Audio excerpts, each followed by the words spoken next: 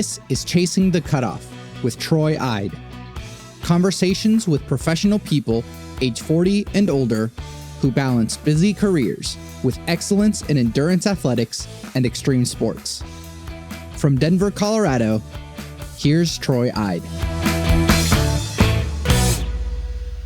Welcome to Chasing the Cutoff. I'm Troy Eid, coming to you from Denver, Colorado, and from the Cajun country of Louisiana. We have a special guest today, Edie Couvillon Aymond. How'd I do with that? Edie, how'd I do? That's pretty good, Troy. Thank you. How's my Cajun? It's not bad. So where are you coming to us from today, Edie? I am from at Sunset, Louisiana. I'm actually working remote today because we're frozen in a little bit. So odd situation for us. You're frozen in the Cajun country and you're in Sunset, Louisiana. Yes. And your closest big city is Lafayette. Is that right? Yes, that's correct. So are you from this part of the world, the Cajun country? I am. Yeah, I grew up just outside of Lafayette and just moved a little bit further north to Sunset. So, well, I can't begin to tell you how excited I am that you're on this program. We've had occasion, my wife Allison and I, to get to know you and Randy, your husband. And you're the race director for the Garou, which is the Cajun Werewolf ultramarathon series, and have had an amazing career. But we've become friends with you and colleagues over the years, and you run some of the very best races in the United States.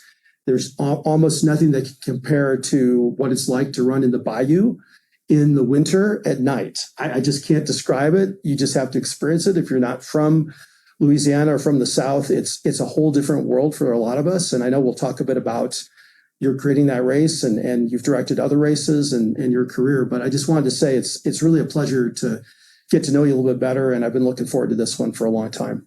Me too. Thank you, Troy. So let's talk, maybe we'll start a little bit about your journey, because you've been a nonprofit leader in the nonprofit sector in Southern Louisiana? Yeah, South Central, I guess. South Central Louisiana. For your career has been quite brilliant. You've had leadership positions in some major nonprofits while you've become a tremendous ultra runner in your own right and a race director. So maybe we could talk a little bit about your nonprofit leadership. What are you doing right now in Louisiana? You've got an executive director position and it's very significant. You were just telling me about trying to protect homeless people from really bad weather that's going on down there right now. Yeah, I'm the executive director for 232 Help. It's a 211 call center. Our agency's been around for 60 years now. We're a resource hub and we get activated during disaster. Down here, it's normally hurricanes, which is more kind of what we're used to. But right now we're activated. So anybody can call us, can call 211 or 232 Help, get our call center in Lafayette, and we can connect them with the resources they need. Just so happens right now we're connecting a lot of homeless people or people with inadequate heat in their homes with a warming center. So we're managing the transportation to get them to the center. For those who may not know, what is a 211 service? Yeah. 211 it's a resource line. So it's a hub. Figure right in Lafayette Parish where we are, there's about 2,500 nonprofits. So if you find yourself in a time of crisis and you really need some help, you just don't know where to start. And even Googling can be overwhelming. So all they have to do is call 211 and we get some basic demographics and their location, and we can connect them with the closest nonprofit that can serve their needs. And how does it relate to a 911 service? It's complimentary, but how does that work? Yeah, it is complimentary. We do get some emergency calls. A lot of people that call us for emergencies, it's because they just have a distrust of police or they don't want to call 911 because they're afraid. They don't want lights and sirens showing up, especially if it's domestic abuse or a lot of different issues. So they'll call us if it's an active danger. We'll have to activate 911, and we are mandated reporters. But so they can call us for that as well, but we'll refer out to 911 for the real emergencies. We do more of the crisis, like, an older person, utilities are about to get cut off. Where can they go for assistance? Things like that. And we'll follow up with them to make sure they get the help that they need. One of the main differences is 911, all these other numbers have federal or state funding. We don't. We are a complete nonprofit. Wow. How do you fund yourself then? How does that work? A lot of events. We have a few contracts. Our local municipality, Lafayette Parish, supports us. But other than that, we have to fundraise. So it's a lot of fundraising events. And what's your call volume like per month? We usually get between 1,800 and 2,000 calls a month, depending on the season. Obviously, during hurricane season, it goes up much higher. But yeah, usually 1,800 or so a month. So one of the things I've learned from visiting you in Lafayette and in Ville, Platte, and some of the other places that I've really enjoyed so much is that it's incredibly cold in Louisiana, or it can be in the winter. It's shockingly cold. And you can see snow behind me. It was, I went running this morning. The wind chill above my house, southwest of Denver, was minus 27. And I had to turn around because my dog's little paws were freezing. And so I had to go into kind of emergency mode. But I will just say that as cold as I sometimes am running in the high country in Colorado, it never compares to how cold it feels in Louisiana. So tell us about that, because that's a real shocker for those of us who are not from there. Yeah, that's absolutely true. We get it every year when we have a really cold year at Garou. We'll get people coming from colder climates that they might see, 30 degrees, it's not a big deal. Well, this wet cold we have here, I mean, it gets into your bones. It really hurts. So it never fails. We have somebody from up north who's not prepared, and you have to stick them in a car and warm them up for a while before we can send them back out. It happened to me at Rocky Raccoon one year. There was a cold year. It's just, I mean, it's bone chilling cold, like literally. The first time I did Garou was, I think, 2020, and I'm 62 right now, and I've only DNF'd 2 races in the last 20 years, and I DNF'd Garou the first time. And I remember there were a number of reasons why I was going to not be able to beat that cutoff, but the weather was cold, and then it was almost snowing, rainy, and it was the longest night ever. And then when the day dawned, it was just a soggy, cold mess. And I remember thinking, I picked this race. I didn't know you. I didn't know what a Garou was, but I thought it'll be nice and warm. It'll be the South in the winter, and I can have this nice, pleasant experience. It'll be really flat, and I can get a fast time. And none of those things were true. It's an incredibly rough course. It's super hilly, which you don't expect in Louisiana. How did you come to create this Garou race? And I will say that I have since been able to not DNF the 100-mile race, and I've run down there a number of times. I've loved it, but I was woefully unprepared that first time. How did you pick that course? How did you create that experience? Yeah, it's our training ground. We live about 45 minutes south of Ville, Platte, where Garou is, and it's our closest really good technical trail to go run. So we're out there with friends. We used to be out there every weekend, running whatever distance people had. It's a 20-mile loop, but a lot of people do out and backs or hike or whatever. And years ago, some guys, the Cajun Coyote guys, they did Cajun 2 Moons, some of the old OG races, really old school races. They came into town and they wanted to start a race at Chicot. And at the time they asked to help. So I helped them because I was the most familiar with the trail. And they put that on for a few years. And then they asked me if I would take Cajun Coyote over. And at the time I was trying to help a friend start their running store, and I just didn't have the capacity. So I told them no. They handed it off to another race director, and it just kind of fizzled out. It just didn't do much for a few years. So once that one showed that it was really ending, I felt like we had to do it. We had to do it, and we had to do it right because it's our trail. It's kind of our home trail. So before I even decided to do it, I got all my trail running friends together. I brought them over to the house. We fed them. We were just visiting. And I sat them down and I said, look, this is, I think, what I want to do, but I can't do it without your support. And to every single one of them said yes, they would support. And every single one of them is still volunteering out there now. So when you say Chicot State Park, tell Correct. us about that place. What is that? Yeah, I love that. It's just outside of Ville, Platte, Louisiana. And, Ville, Platte, the town itself, the name translates into flat town, which is ironic because Chicot is not flat at all. But yeah, it's a beautiful trail. Like I said, it's a 20-mile loop around Lake Chicot, very hilly. You have everything from hardwood forest to piney woods. You get to run through long bridges through the swamp. I mean, it's the most Louisiana trail because you get a little bit of every bit of Louisiana on that one trail.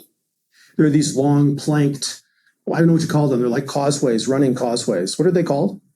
We just say foot bridges. Yeah. Foot bridges. And they're long. And sometimes they're dry, but a lot of times there's water next to you and you can't see the bottom. And I've seen alligators in there too. I've seen a couple of alligators. I think really if you fell off in the water, your bigger concern would be falling on a cypress knee. The cypress trees make the roots, make the big knees, and the water's not very deep. When you see it drained, it's not very deep. And I'd be more concerned about falling in one of those cypress knees than an alligator getting me, honestly. So I had one of my very scariest trail running mishaps the first time I DNF'd the 100-mile at Garou.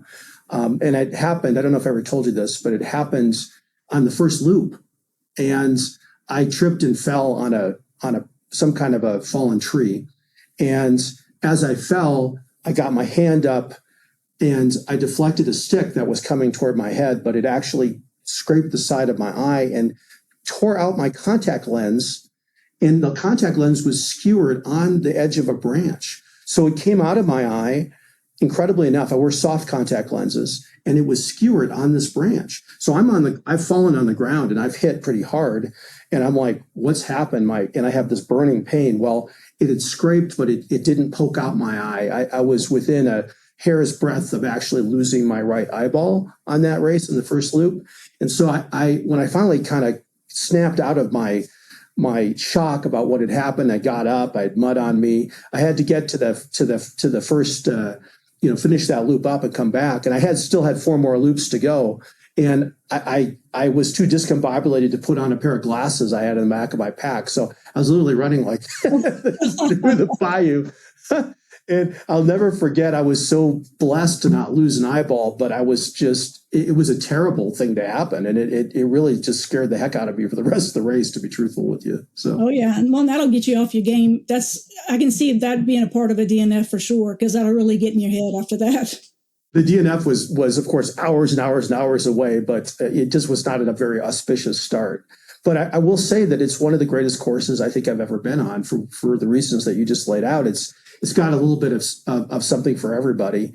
And there's some very amazing things that happen at night there when it gets cold and the spiders start to move around and they're all glinting in your headlamp and they're iridescent, and then they all kind of stop as it gets too cold. Then they all hide for cover under the leaves, but it looks like the ground is moving for about an hour. It's an amazing experience.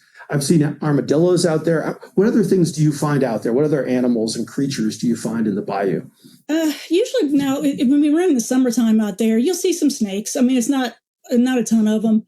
We've never had anybody have a problem with a snake, and we've all found ourselves jumping over one at one point or another. But we have a lot of hogs. There's a wild hogs issue out there.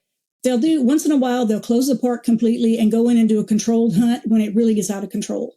But there are a fair amount of hogs. And I mean, you see everything. Really, mainly armadillos is what you're going to see. So you've directed now Garou this will be the 10th year, and this is the last year you're going to do this race series. Yes. And why is that? We're just, like I said, the volunteers that are out there now are the ones that started with me 10 years ago.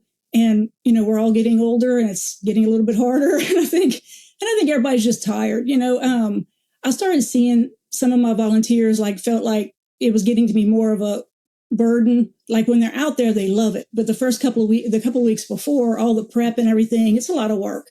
So I just asked them a couple of years ago, I said, look, if y'all just stick with me, we'll do it 10 years. We'll have a good 10-year memory of this race and we'll wrap a nice bow around it and call it a day. And they all agreed. So they're all on board. And that's going to be bittersweet. It's going to break our hearts when it ends. But I'd rather it end on a high note than it slowly peter off. Because if I lose these volunteers, the race won't be the same. So I don't want it to go on with a different group. So when is it going to be this year? What are the dates for it? And if somebody wants to sign up for it, what do they do? I can't remember the number now, but it's the first Saturday in December. And it's on Ultra Sign Up. You can find it there. Awesome. And it's always that weekend, and it's just a wonderful time to be in Louisiana. Although, like I said, it can be cold, and you got to be prepared for the fact it might be warm, but it could really be very cold. It was pretty cold this last year, I thought. So, yeah, I can go either way. We've had some really warm years and some really cold years. So, Louisiana, you just never know. So, you've been running since high school, and you are now an ultramarathoner, and we'll talk about your trail running. It's amazing, and you've earned a lot of credit for your success in the sport. But Did you have a road running phase when you bridged over? How did you get to the trails, and did it include a road running phase? Yeah, it did. I started out on the road. It was just, and really when I first started running, I don't remember hearing anybody talking about trail running at all. Like I didn't even know it was a thing at the time. So I started half marathons, and I did some road marathons, and didn't love it. I think I'd done 5 or 6 road marathons, and ended up reading a blog from a local guy who had done a trail race in Texas, a 50 miler. And just from the blog, from reading it, I was like, man, I got to learn more. So I contacted him. And at the time, because there were like 4 or 5 guys that were running trails in our area that would drive up to Chicot State Park to run, but there were no women. So I hitched on with them and started running with them. And next year I did the 50 miler at Rocky. And Rocky Raccoon is where? Texas? Huntsville, Texas. Yeah. So tell us about that race. I know it's a real popular one. It is. When I did it is when Joe Persatis had it. So, and Joe has a lot of influence over my race directing style for sure. But it was a great race, man. It was at the time, the 50 and 100 miler ran at the same time. So you're on the trail with the 100 milers. Similar to Chico in a way, it's not quite as concentrated hills, but still real rooty.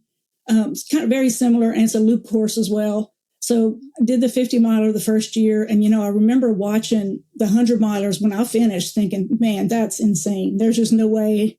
They looked rough. I didn't, it's like can't imagine somebody wanting to do that, So, of course, 2 weeks after the 50 miler, I signed up for the 100 the next year. What was that all about?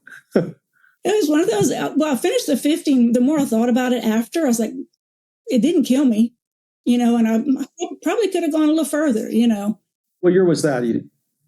Man, I don't remember. 2012? Yeah.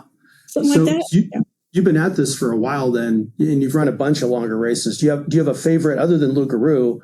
Oh, and by the way, have you run the Loup Garou 100? No, I have not. The most I've run out at Chico is a 40-mile train and run. But you've been directing Loup Garou for 10 years, and you created the Red Dirt Ultra, right, in Louisiana. Tell us about that one as well. Yeah, that was the first one I started. Just some friends of ours and friends of mine, we had gone up to Kisatchie National Forest to run, and there's a 30-mile loop. It's mainly, some hikers do it, but it's mainly an ATV loop during the summertime. Well, we went in the winter, and at the time, it's just that weird phase in life where all of my friends were trained that they could do a 30-mile loop. So we all went out there and we ran, and it was an absolutely beautiful trail because it feels more like Arkansas than Louisiana. It's nothing similar to Chico at all. Totally, it's sandstone, so it's sandy trail. It's big hills, all piney woods. So we just said, it's a 30-mile loop. That's perfect. It's a little over 30 miles. We can make it a 50K and 100K. So we did that, started that race, same group of friends, hosted that one for 6 years before I handed it off to a friend. It was just, that one's a hard logistically because there's no electricity. You have to bring everything in. So that was we started that one first. And then when we started Loup Garou felt easy because you have electricity and some basic, some really basic things out there. So Red Dirt is, where is the closest city of any size? It's probably closest to Natchitoches, Louisiana. Trying to think, because just saying the name Natchitoches, because it doesn't read like it sounds. It's north of Alexandria, so it's probably more in north central Louisiana. So you got the race directing bug as you were learning to trail run. Is that a fair statement? Yeah. Really mainly because of Joe Persatis' races. Just because I love the feel of it. I'd done some other races that didn't have the same feel. And it's just that sense of, man, I could do it better than they're doing it, Mm-hmm. So did you road run during that same time, or do you still road run? How does that fit into what you do?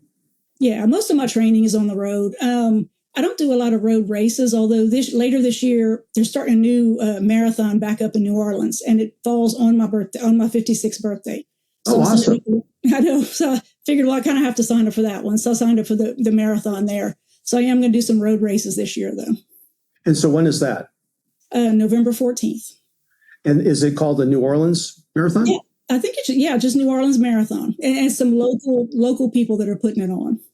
Oh, that sounds like a great time to have a race too in NOLA. Wow.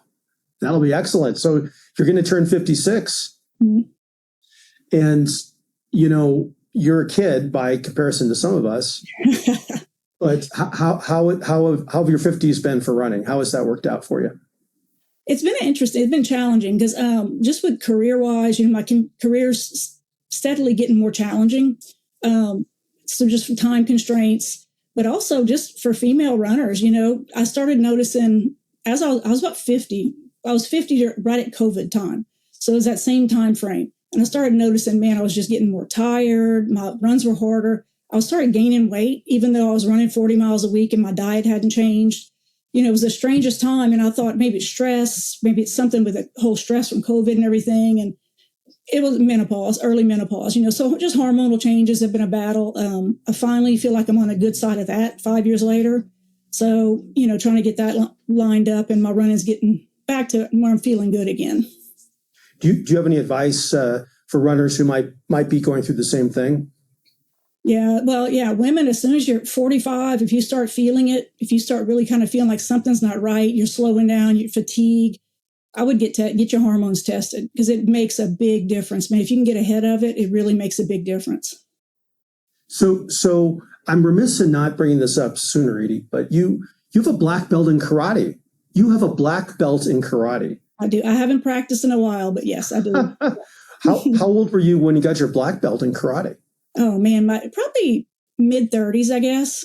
Wow. And what was that about? I mean, had you been doing karate for a long time? You know, I think, you know, it was funny. My kids were little when they started. And I remember watching it and then seeing the adult class would start after the kids class ended. And it was just something interesting. I've always been involved in some kind of fitness things. I've always been active. So it just looked like it was fun. You know, I'd watch some of the black belts spar and for some reason that looked like it'd be fun, you know, so I started doing the classes, earned my black belt and then taught for a little while. So how has karate affected your endurance as an ultramarathoner? Does it have an effect? I think it's interesting, you know, because when I was doing karate, I remember the sparring, because we'd have like 4 or 5 minute sparring matches. And I remember I always did pretty well in those. And I attribute that to having older brothers. So growing up with older brothers, you learn how to my brothers were very nice, but they were rough playing, you know, but you learn how to take a punch, you know, and I think that translated over into karate where you realize you could get hit and you didn't stop, you know, and I think that same mentality transfers right over into ultra running because you can be uncomfortable, you can have a little bit of pain and you know you don't have to stop with it. So it's often said, right, that ultra marathoning is almost entirely mental. You have a base level of fitness and so on, but it really is a mental sport. Karate would seem to be a very mental sport as well. Absolutely. Do they reinforce each other on that level too? Yeah, no, absolutely. Absolutely. Well, it's same thing with ultra running. You know, I think my favorite part of a race when I sign up is that start line, is the excitement and the fear and just the unknown. And it was the same thing gearing up to go and spar somebody. It's the unknown. You don't know what's going to happen. And you have to adapt in the moment. And that's it. Ultra running is a lot of adaptation. Yeah, that has to be a strength for that in that sport.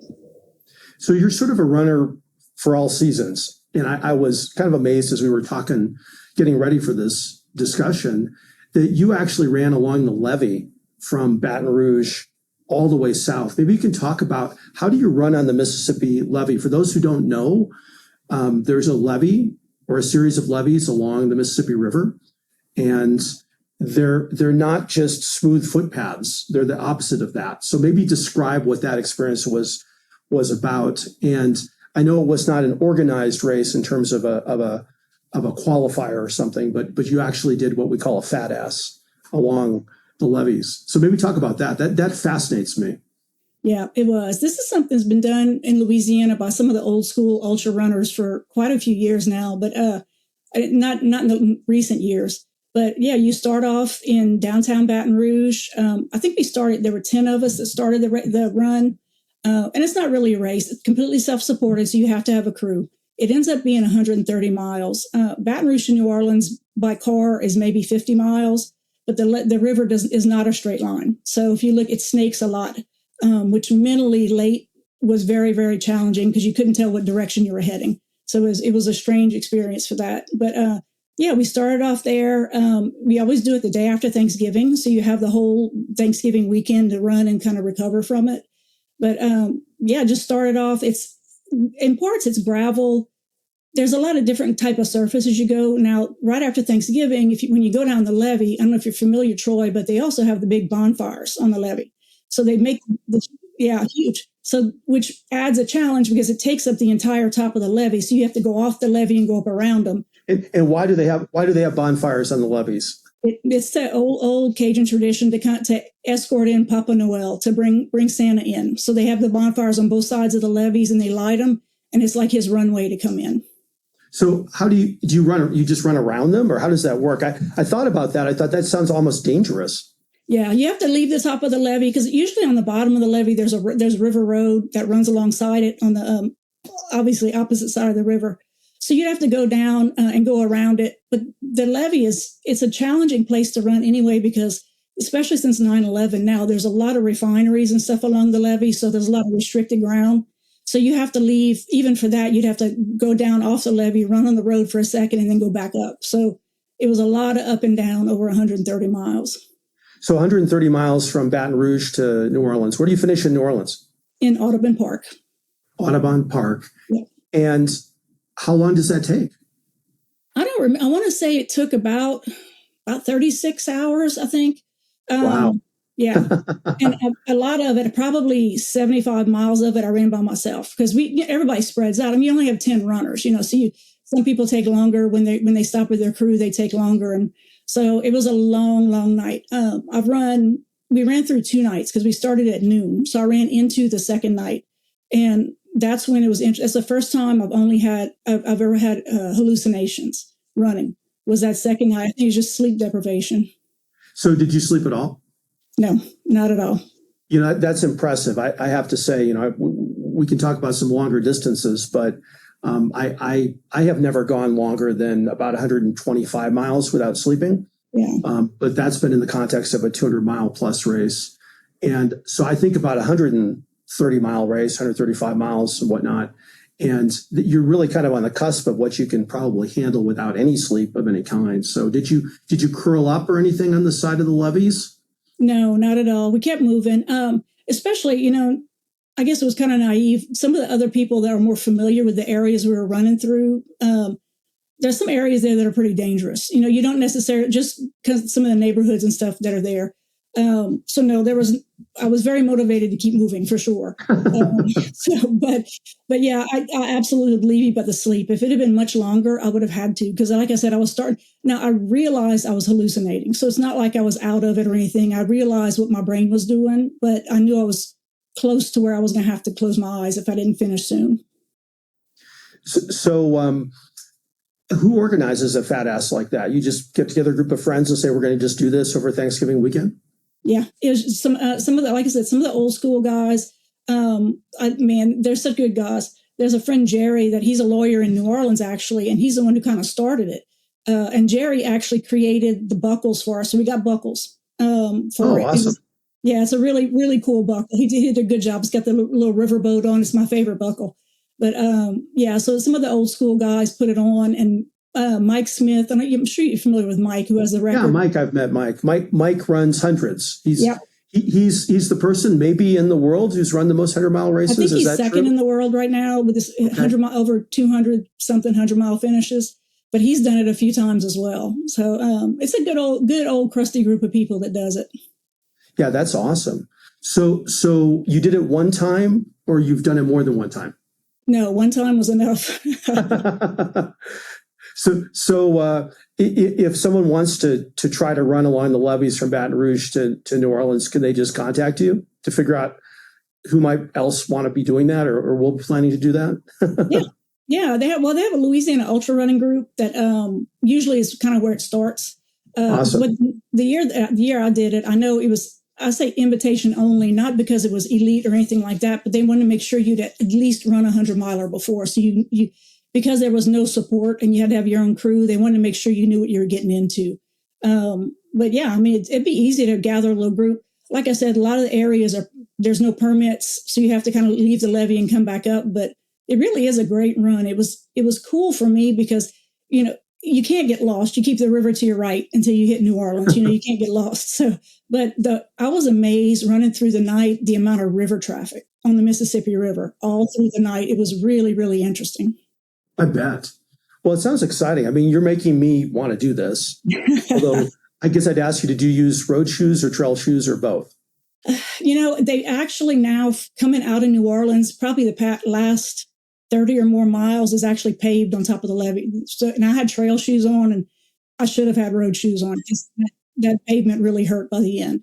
But because I think because a lot of people cycle up there as well, so they're trying to accommodate the cyclists, which is nice, but it makes it hard to run on for sure. So what do you think about these self-supported adventures? We're starting to see that in other races and longer races. I'm signed up in July 2027 for a 500K from Oslo to Bergen in Norway.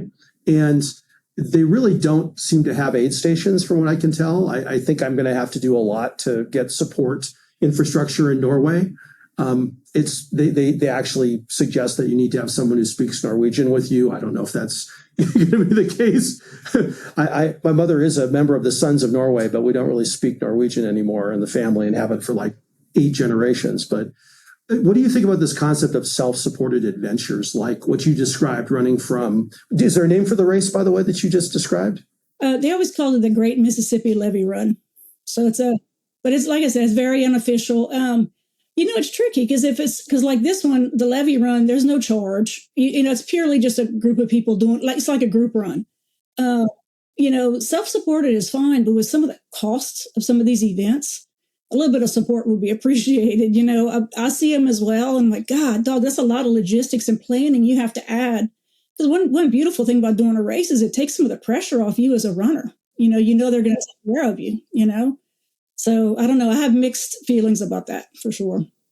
So what's your longest officially sanctioned race of your career? 100 miles. Well, it ended up being 106 at Badger because they had some road construction. But 100 miles. So the Badger was in Wisconsin, right? Yes. Yeah.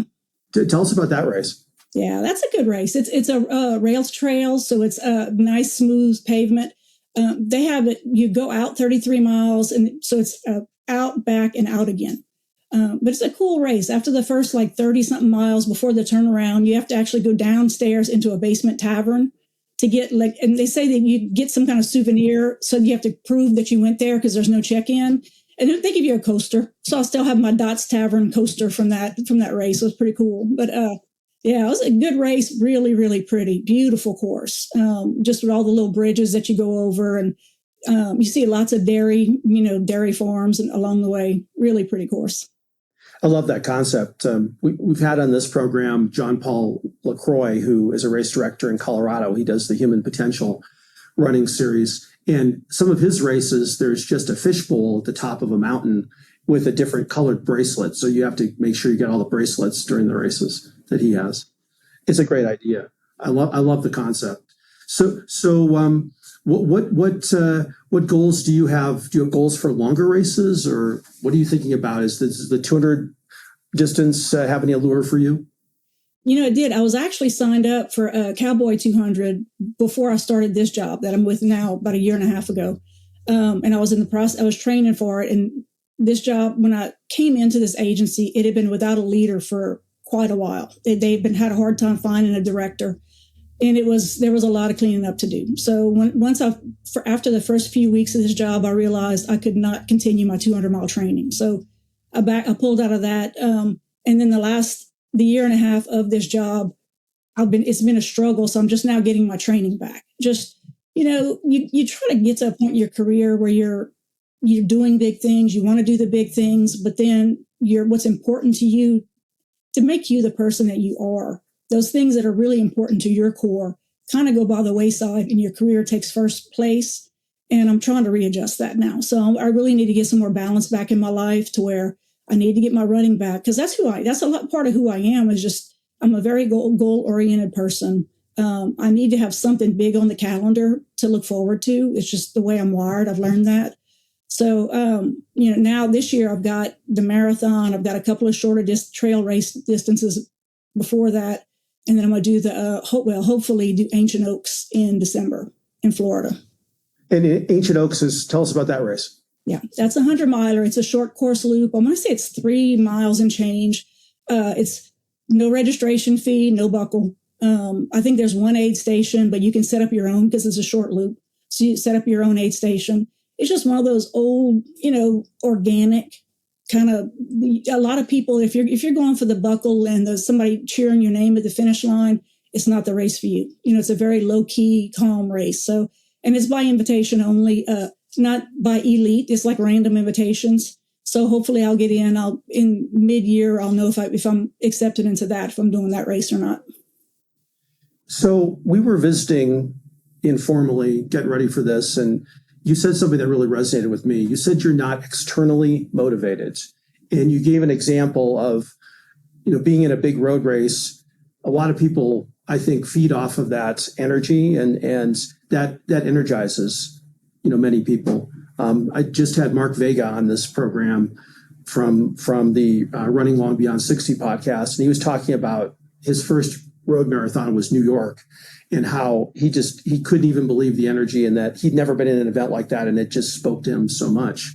But you made a point that was maybe the opposite, or certainly different, which is that not everybody is externally motivated in that manner. And the idea of having thousands of people screaming at you and rock bands blaring is maybe not for everybody. Maybe you could talk a little bit about that concept.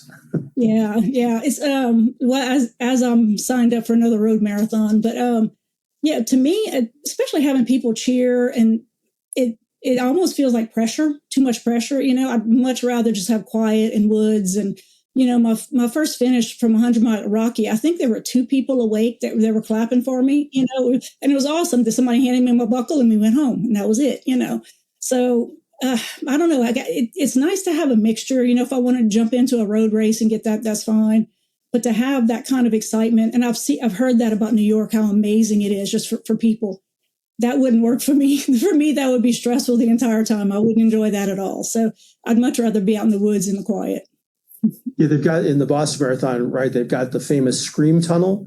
Mm-hmm. And I think it's when you run by Wellesley, as I recall. But, everyone is screaming as loud as they can. And you hear it almost half a mile away, and then your ears are ringing for another probably 2 miles after you pass it. And it's not for everybody. It's funny. It made me think a lot about, the way that I approach this. I've been in a lot of, big, loud road marathons and other, road half marathons and so on over the years. And sometimes I think that there's a place for that, and I really enjoy it. But I'm running with my 2 dogs. My training runs it's incredibly rare that I'm running with another person. And even running with a person, one other human being on a training run is a fairly big event for me.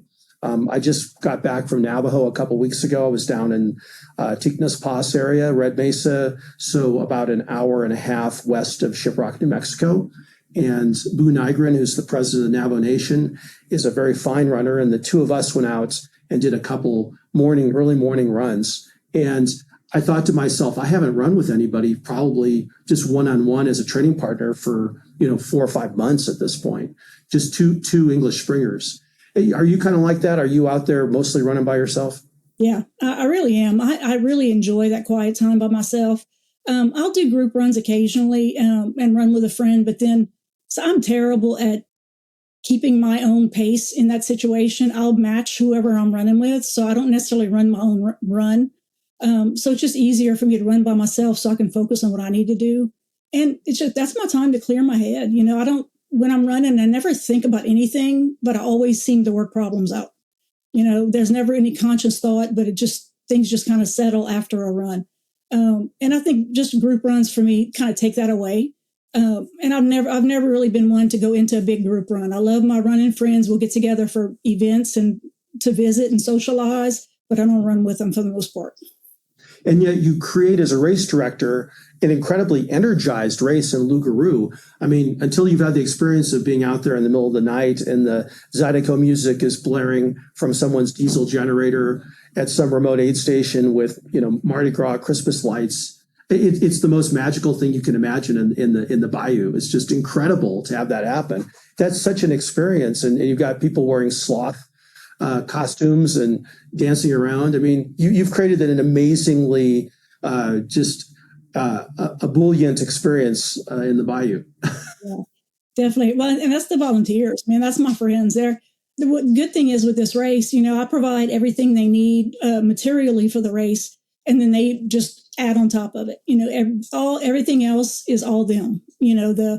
They decorate the porta potties. Some of the things I see, because I don't get to see everything on the race because I'm at the start finish most of the time, but I'll see after the fact, and they blow me away every time. My volunteers are amazing, really good people. So one of the great things about Loup Garou is it has the best gumbo of any race probably on planet Earth. Can you talk about the gumbo? Who makes the gumbo and why do you always have gumbo? Yeah. First couple of years, the gumbo was a struggle because trying to figure out logistically how to get gumbo for, I say 200, but we also feed the families and all. Trying to get it out there. So we tried a few different ways, and we're talking to an old friend of ours, Nubin Guidry, and his wife, Amy, and and Nubin said he would come because he'd won some gumbo cook-offs, and he was like, well, Troy, Nubin, he is your typical Cajun man. You're not going to leave hungry for sure. So we asked him to start coming out. He comes out, he camps the night before. Nubin and Amy keep the gumbo hot and filled. We also do a vegan chili and Nubin, being very much a Cajun boy, was very proud of himself when he mastered this vegan chili. So, it's just a great, really great add-on. After the first few years, because it's a big expense for the race as well. And I was talking to Joe Persadis at a race, and I said, "Man, Joe, I might end up cutting that out because not many races feed you like that after a race." And he said, "Man, you can't do it now. People expect that at the finish." So I said, "Okay." So Nubin has a permanent position for the rest of the race. Nubin Guidry, he's a remarkable man, and his wife Amy, and it is the best. It's not just the best gumbo anywhere, frankly, that I've ever experienced, but it's the best aid station / finish line food I've ever experienced anywhere in the world for any ultra. It's the best. Nubin will be very happy to hear that. Well, I think he knows. He knows he's the best. So they like taking care of people, So Allison, my wife, and I have talked about the fact that neither one of us had much contact with the Cajun country, but we did clerk for judges after we finished law school in New Orleans on the U.S. Court of Appeals for the Fifth Circuit. And so we had several visits where we had court. There was court in New Orleans. There was court in Lafayette. And there were some visits that we were able to make just as tourists that really made us excited and intrigued to learn about Cajun land and what that was about, because we had no familiarity with it growing up. She grew up in Washington State. I grew up in Colorado. And since that time, we've been able to connect through you and Randy and all the wonderful friends and volunteers you have at the Loup Garou race, really reconnect with that part of the world. But I always feel like it's almost comforting like home. And I don't have any connection to it. And yet I always feel like I'm going back for Christmas, for the holidays. Is it really like it to live that way? I mean, when you're down there living and growing up there, does it feel that comfortable as it seems an outsider, would describe it? Oh, yeah, absolutely. I mean, it's one thing, our culture, because especially the Cajun culture in this area, a lot of our people, our ancestors come from the same area. So a lot of our families have known each other for hundreds of years now. So there's just, even though, I went to give you an example. I had a business meeting the other day, first time meeting this lady, super sweet lady. She heads one of the departments for the city parish government that we're working with. And she and I got to speaking. And one thing about Cajun people, most people really, really know their heritage. They know their lineage, all their names and stuff. We started talking and we started realizing at one point, like, oh my God, we're related. We're distant cousins. But this happens all the time down here, So everybody here just looks at each other as family. Anybody that comes in, as long as you have the right attitude, you can't come in and be a jerk, and because you'll be treated the same way. But if you come in and you want to be a part of it, you're welcome right in. That's just the Cajun culture. Everybody loves everybody and takes care of everybody. It's a great place to live for sure. Did you ever move away, or have you been there your whole life? No, I moved away. I lived in South Carolina for a while, and then other cities around Louisiana outside of Cajun country. But I mean, you always come back. There's a lot of people, young Cajun people. They may move away, but before they start their families, they come back.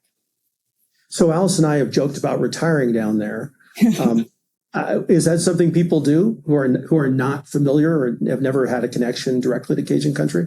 Yeah, believe it or not, we and it's funny because in the deep Cajun culture, it's not a derisive term, but they call them Americans, so non-Cajun people. But we do. We actually have a lot of people that come down here and just really embrace the culture. A lot of our artists, a lot of our musicians now, because you'll see the Cajun groups. I say it's inbreeding, but it's not. There's a lot of cross. They play in a lot of different groups, but a lot of the people that do that now are northern people that came down here and stayed, and they really immersed themselves in the culture. So there's kind of an old goat trail running community in the Cajun country. Tell us about that. It seems almost counterintuitive, right? Ville, Platte is flat town. I mean, tell us how did that ever happen? Yeah. The earliest, at least in our area, because like I said, when I first started, it was just a group of about 4 or 5 guys that were going to trail run on the weekends. I didn't know anybody outside of that did it. And then we just slowly started. I started Mud and Guts, which is our trail running group, and started growing and building and getting more people out there. And it's gotten really big. We have a lot of trail runners now. You have so many interesting running stories, and you've been to the Grand Canyon. You and I have that in common. I used to guide down there. I've got more than 200 backpacking days below the rim of the Grand Canyon, so I know a lot of the backcountry. And I noticed that you had actually been down there about 7 years ago. Maybe talk about that, and do you think you'll do that again? Yeah, I would absolutely do that again. That was an amazing experience. Just, growing up, my dad was a petroleum engineer, but he was also a geologist, and he loved rocks. He was fascinated by rocks. So going down into the Grand Canyon, all I could think was, you rub your hand along the wall at the bottom, you think about how old and the history down there. That was amazing. We went with, I think it was 4 of us that went in, 5 of us that went in. 2 did the double crossing, and then 3 of us. Initially, I thought about doing the double crossing, but once we started, I started feeling like the pressure of having to hurry to do the double crossing. I was like, no, I may never do this again. So I stayed back with my 2 other friends. We went down South Kaibab, which was in the dark, which was interesting. If you've done that trail, it's because that's the mules. It's very rough. But got to Phantom Ranch. We had a stopped. We had a beer that you can only get at Phantom Ranch. Yeah, Phantom Ranch. And then we went across to Ribbon Falls just before the ascent back up into the North Rim. And then we turned around and came back. And it was beautiful, man. The slot canyons were beautiful. It was, I think it was 40 degrees when we started at the top. And it was hot in the slot canyons. I mean, it was really warm. It was September. And I was surprised at the temperature change. I was surprised when you're at the bottom of the Grand Canyon, you can't see the top of the Grand Canyon. It was really interesting, just like a canyon within a canyon. And it was amazing. I would absolutely do that again. It's challenging to train for here. We did a lot of parking towers, a lot of stair climbing. But yeah, absolutely. That was a lifetime experience for sure. I used to trail run by myself to Phantom Ranch and back every year just to do it. And a couple of years ago, I set out, and I think it was 4 below zero when I left. And I got to the river. It was just about 80 degrees down at the bottom, and turned around, and I was going to come up on Bright Angels. I came down South Kaibab, and then I went back up from the river to the Tonto Plateau, to the Tonto Trail, and I was going to run up.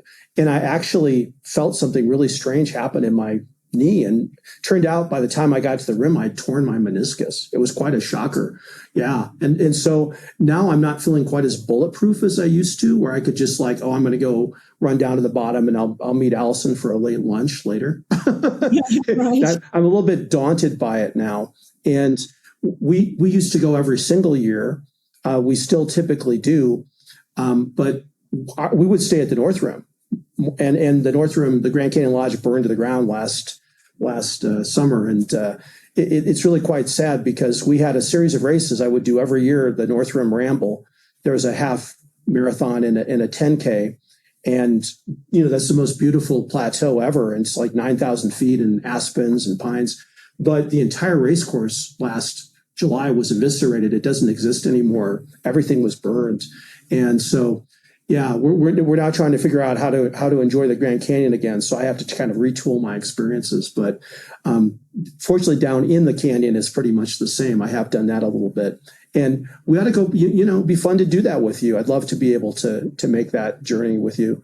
It's a great experience. And like I said, I've got 200 days below the rim of guiding. So I know a lot of other places to go down there too that are off the beaten path. So yeah, I would love to see some of the side trails, some of the not as well traveled trails. I would love to see all that. It really was. I was amazed. And what was interesting for us was coming back out. The people that had gone, because going down Bright Angel is pretty easy. Coming back up is different because it's a whole lot of switchbacks. It's a long trek. And the amount of people that went down and were not prepared. How many people we gave a light to one? They didn't have. It was getting dark. They didn't have a light to get out. I was amazed. The people, the lack of forethought when you go in. It's the Grand Canyon. It's not just a little. I was surprised how many people were unprepared to come out of the canyon. That's why there's a whole book called Death in Grand Canyon that's just cataloging all sorts of terrible things. But it is a unique place for hiking and for running. And, it would be the antithesis maybe of Chicot State Park.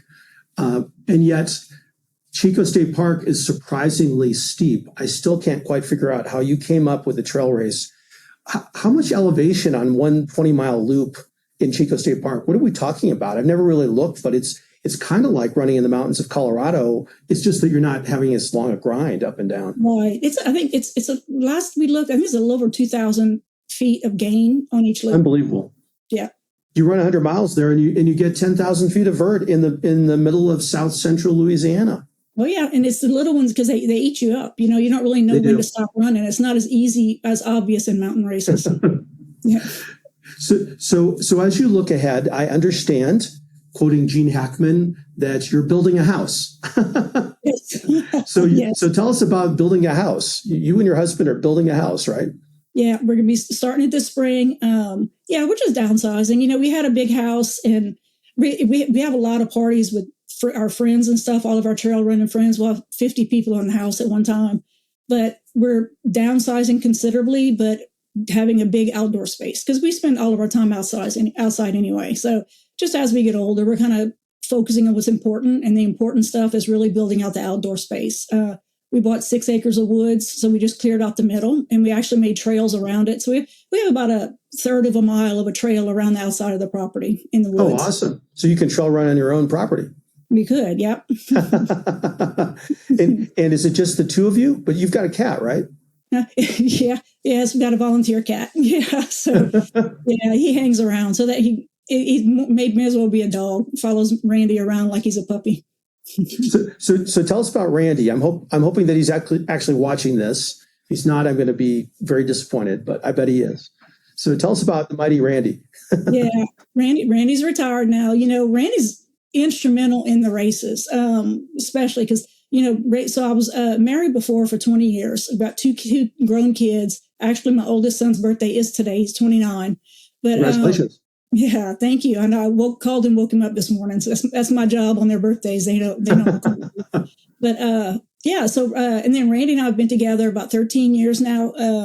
And he was instrumental at the beginning of the races because he's a support. His thing is just tell me what you need me to do. I'll come up with an idea. He's like, okay, tell me what you need me to do. And so he's now the logistic guy for all the races. I mean, he does a lot of the behind the scenes stuff. I do all the planning and then the directing. and all the little things that go wrong, or if somebody needs more water or whatever, Randy takes care of everything. And he's a U.S. Air Force veteran. He is.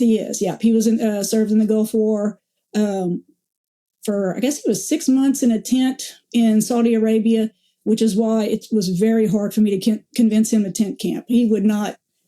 He was not about. So he'll go tent camp now, but you should see the massive air mattress. He wants all the comforts. He's not about struggling anymore in a tent. He's not feasting on MREs, right? He's wanting some real gumbo or something to eat, right? Yeah, absolutely. So, well, you're a lovely couple and a power couple. But what are your plans then? You're going to have a new home with a lot of outdoor space. Are you going to travel a lot? And how is running going to fit into this?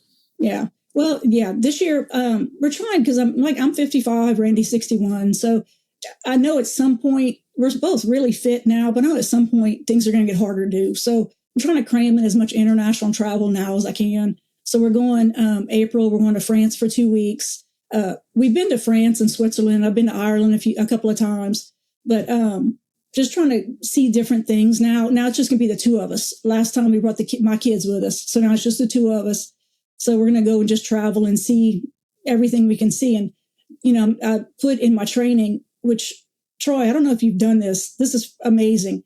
A friend of mine alerted me to the fact that ChatGPT will write quite a nice training schedule for you. Oh, yeah. I've done that. That I was, and you can tweak it like you want. I've spent the better part of an afternoon when I should have been working making a training plan. It was a shame. But I did accommodate for 2 weeks in France, because usually when we travel to Europe, we're walking at least 10 miles a day anyway. Oh yeah. So I don't add the stress of trying to run in clothes and all that while we travel. We get our walking in, and then I'll pick it up after. But yeah, I want to do that. I'd love to go to the Holy Land. I really would in the next few years. So we'll see. Have you raced? I think you said you raced in Ireland. Have you raced in some other countries too? No, just Ireland. That was actually my first international trip. It was right after my divorce, and I've always wanted to go to Ireland because my heritage is Acadian and Irish. So I've always wanted to go to Ireland just to see it. I don't know, I guess everybody wants to go to Ireland. It's just so attractive. But I was scrolling through my timeline, and I saw some race on the northern coast of Ireland. It was a 50K and 100K. And I said, I have a friend she was going through a divorce as well. And I texted her. I said, hey, you want to run a 50K in Ireland with me next year? I said, I'm dead serious, period. And I just waited. She comes back, and there was a little pause. She comes back a little while later. She says, I'm in, dead seried. We bought the tickets, signed up for the race. And it was amazing. It was along the northern coast of Ireland. So it was an out and back. You started and just ran. Again, you kept the ocean to your right on the way out, and then on the way back, you kept it to your left. It was perfect. But where was the closest town? Do you remember? No, it was a little bitty town. I don't remember.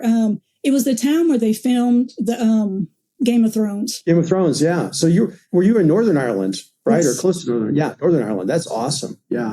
Yeah. We went to that studio a couple summers ago. Where they filmed Game of Thrones, and then we went up to Belfast. But we were down in Ireland. I ran a 7-mile road race, and it was almost all on cobblestones. And that was a really different experience and kind of terrifying, I have to say, because it was a lot more like trail running than I was expecting, and it was wet. It had rained, so. I would imagine. Yeah, one thing was interesting. The aid station. So for the 50K, there was a race briefing the night before that we went to, and they were saying what was going to be at the aid station. And it was just one aid station. So it was one aid station about 15 and a half miles out, and then you came back. And at the aid station, it's the closest thing that we would have to compare it to would be like fruitcake, like you see at Christmas time. Yeah. It was fruitcake and water. And that was it. So when we heard that, we went to this grocery store the night before, and we stocked up our packs. So when we got to the aid station, we were pulling out little bags of chips, and there were other American runners too there. And they're like, oh my God, so we're sharing with everybody. So everybody got some snacks. So, yeah, you never know what you're going to get to eat. That's for sure. Yeah. That's so fascinating. Well, I wish you well in your trip to France and your other international travel. I've enjoyed it. It's been interesting. I did the race across Scotland this last year, and I've been really enjoying now. I'm going to do the Crossing Switzerland 400K in July. So my biggest race in terms of distance should be that one, and then do Moab in 240 in October. But crossing Switzerland is in July. And I've never been to Switzerland, so I'm going to actually manage to avoid staying in a hotel in Switzerland. I'll just be sleeping on the ground or wherever, at aid stations between Liechtenstein and the opposite side of the country. So now, does Allison go with you to these or no? Well, it's interesting. When I did the race across Scotland last August, I had my friends Trina Ruland and Mark Brotherson as a crew, which made my whole race. But I then met Allison and then our two kids, Alex and Emily, met them in Vienna. So I basically did all my racing and then, made my way over, as soon as I could walk again, made my way over to Vienna. And I think we're going to do the same thing this time. We're going to meet in France is the plan. So I'm going to run the race, get myself presentable again, and then meet the family over in, probably in Paris or somewhere. So. Good for you. Good. Yeah, it is interesting because Allison crewed me. I did the Pinotti 100-mile race last November for my 62nd birthday, and she crewed me. And I had one pacer, my friend Chris Hill, and that was fantastic because he paced me the second half of the whole race, and we had a wonderful time. But it kind of, for a 200-mile race, 200 plus. It takes a lot out of the person that you're depending on. And for Mark and Trina, they're the best people ever. I think they're going to crew me in Switzerland. I don't know what I'll do without a crew in Switzerland. I think it's pretty much impossible to do a race with that much of a calorie deficit. I mean, I think I burned in Scotland something like almost 69,000 calories. And so you got to replace calories on a level that's completely different. And so you got to have people really caring for you, and you can't just get enough out of the aid stations on your own. So I hate to put the pressure on my spouse of 37 years. So it's true. Well, a girlfriend of mine, you probably met Fawn. Well, I don't know if you've met Fawn. She's one of a big runner here. She has the FKT on the Ouachita Trail right now, and I crewed her for that. Yes. For her, and I want to say that was 220 miles, I guess. We were out there for 4 days. So I took a week of vacation to crew her for it. And so it is a lot. It's a lot for a runner, but especially a lot for not a runner to crew for somebody. So last question. What's your favorite race of all time that you've been in? Your number one favorite? Man, I don't know. It'd have to be the old school Rocky Raccoons when Joe was directing it. Just because it felt like what you get at Garou, where you get to the aid stations and people act like they know you, they love on you, it was just such a good experience. Badger was a fun one as well. They're really good people there as well. I don't know. Yeah. I mean, I think they're all fun. I think by the time when you line up at the start line of an ultra, you've really already kind of finished, because that's the hardest part, is getting to the start line, So after that, I feel like the race is just a celebration of all the work you did. So, I mean, every race I've had a good time. That's a great way to look at it. So, well, Edie, thank you so much. Godspeed, and you're welcome back anytime. I will always be available for any conversation you ever want to have. Thank you, Troy. It's been a pleasure for sure. And I'll see you at Garou in December. Yes, sir. Sure will. Thank you, Troy. Thank you.